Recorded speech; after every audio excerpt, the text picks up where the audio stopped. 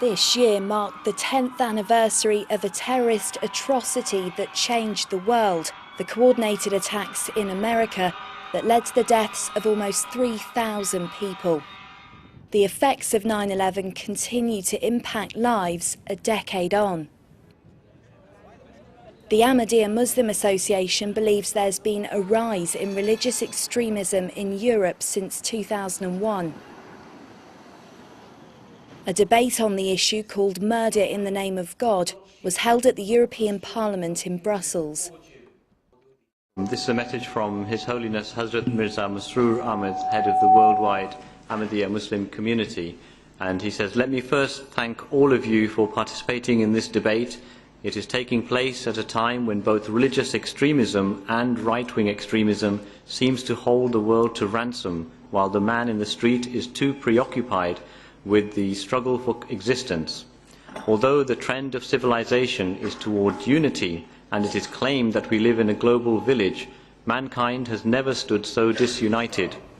The debate looked at some of the root causes of extremism, where it started, and what measures the European Parliament could take to tackle it. One thing that people should say today, and I will certainly be saying myself, is that there are no easy answers to this. There are plenty of people tackling terrorism from a security angle, but when it comes to the politics and the cultural aspect of things, it depends on each separate country within the European Union. So there are no blanket, easy solutions, but the more we talk about these issues, the more we challenge and have debate, the more successful we will be in tackling them. I think that since 9/11, the world has become less secure. I think there is more turmoil in this world. You know, after the fall of the Cold War, we thought that we were going into a peaceful world, but unfortunately that did not happen. And now we have a global society which has all kinds of issues in terms of extremism. And if we're going to bring about peace, everyone has to come together and contribute. Otherwise, we will not be able to achieve peace. 350 people from 9 countries attended the conference. They told Pukar News why an event like this was so important.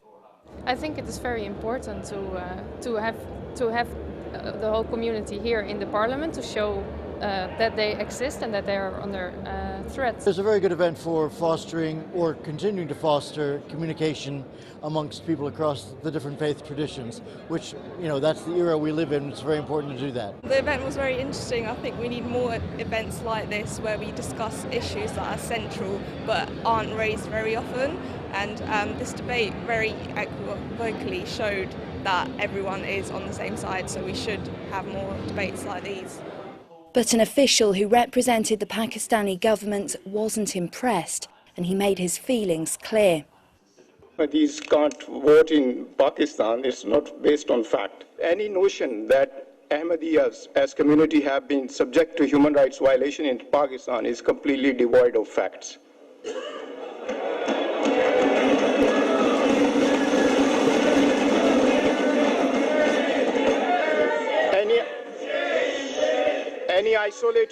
Any isolated incidents in Pakistan cannot be characterized as religious violence against particular minorities. As a matter of fact, such incidents were the fallout of the ongoing war against terrorism and extremism. I'm very glad to be here. It was very interesting to hear what was said. And I thought it was very unfortunate. I believe the gentleman that walked out was from the Pakistani government. So I think that was quite sad that they didn't recognise what was being said as the truth. In recent years, fundamentalists have targeted minorities and those from other faiths in a number of countries. In Pakistan, Ahmadi Muslims, Christians, Hindus and Sikhs have suffered years of abuse and years of burying or cremating victims of indiscriminate attacks. Earlier this year in Indonesia, violence reared its ugly head when a machete-wielding mob killed 3 members of the Ahmadi community.